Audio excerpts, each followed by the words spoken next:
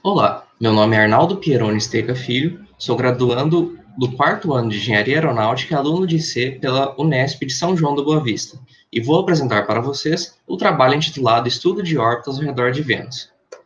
A apresentação seguirá o seguinte roteiro: passaremos por uma introdução, pelo objetivo do projeto, pela metodologia empregada, pelos resultados alcançados, comentários finais, as referências e os agradecimentos.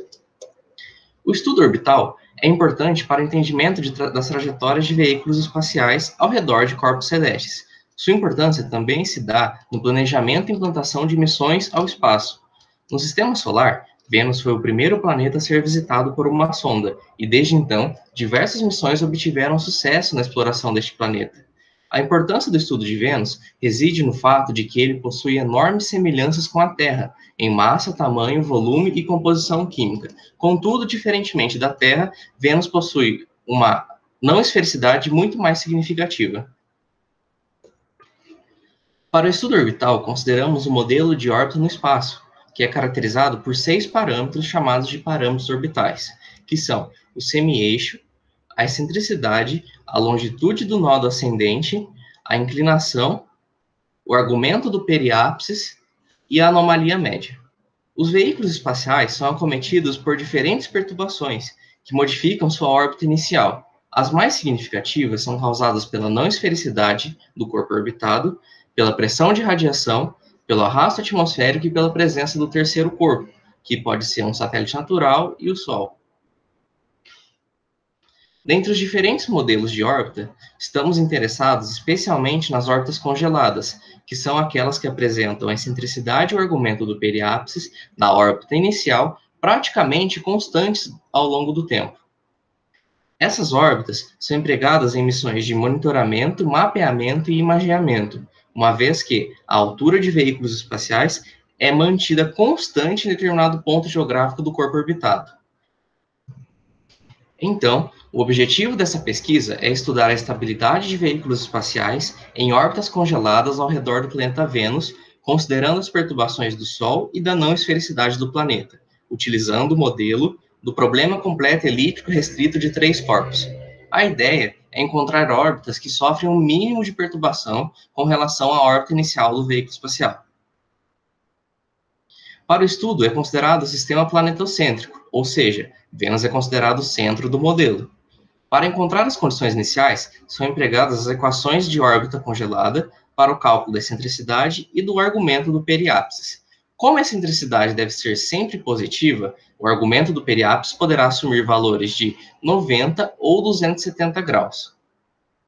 Utilizando as equações apresentadas anteriormente e considerando valores de inclinação de 0 a 180 graus e de semi-eixo maior de 8.000 a 13.000 km, obtivemos o gráfico de condições iniciais para órbitas congeladas em Vênus. Nele, notamos duas regiões de estabilidade próximas aos valores de inclinação crítica, que são aproximadamente 63 e 116 graus. Além disso, notamos que há uma família de curvas que tendem aos valores de inclinação crítica, e uma outra que contém as órbitas polares, que são aquelas de inclinação próximas a 90 graus. Por fim, notamos que, com exceção das regiões próximas às inclinações críticas, as órbitas congeladas apresentam baixa excentricidade, que caracterizam este modelo de órbita. Para avaliar as perturbações que acometem o movimento dos veículos espaciais, é empregada a integral da aceleração, onde o módulo de ΔV é a variação de velocidade em metros por segundo por período orbital, e PJ é a aceleração devido à perturbação analisada, que no caso pode ser a do Sol ou da não esfericidade do planeta. As equações de movimento do modelo do problema completo elíptico restrito de 3 corpos e a integral da aceleração são calculados a partir de um programa numérico na linguagem Fortran e compilado em ambiente Linux. No modelo completo do problema elíptico restrito de 3 corpos, consideramos elevados valores de ordem e grau dos harmônicos esféricos, aqui chamados de M. Contudo, quanto maior o valor de M, maior será o tempo computacional de simulação. Portanto, é necessário encontrar um valor de M que resulte uma resposta satisfatória, de modo que o tempo computacional seja reduzido. Para isso, consideramos a perturbação total, que seria a soma das parcelas da perturbação do Sol e da não-esfericidade do planeta, para dois casos distintos. O primeiro caso, para uma órbita com um veículo espacial próximo ao planeta, com semi-eixo maior de 8.087 km e praticamente circular. Um segundo caso, para uma órbita com um veículo espacial mais distante do planeta, com um semi-eixo maior de 12.020 km e levemente excêntrica. Para o primeiro caso, para harmônicos de m igual a 15, obtivemos um resultado semelhante para o harmônico de m igual a 80. Contudo, o tempo de simulação deste último foi muito maior em relação ao primeiro. No segundo caso, o mesmo resultado foi observado. Portanto, para ambos os casos, pode-se ver que em m igual a 15, o resultado é satisfatório e que o tempo de simulação é adequado. Outro fato importante que pode se observar é a grande influência da não-esfericidade para órbitas mais próximas a Vênus.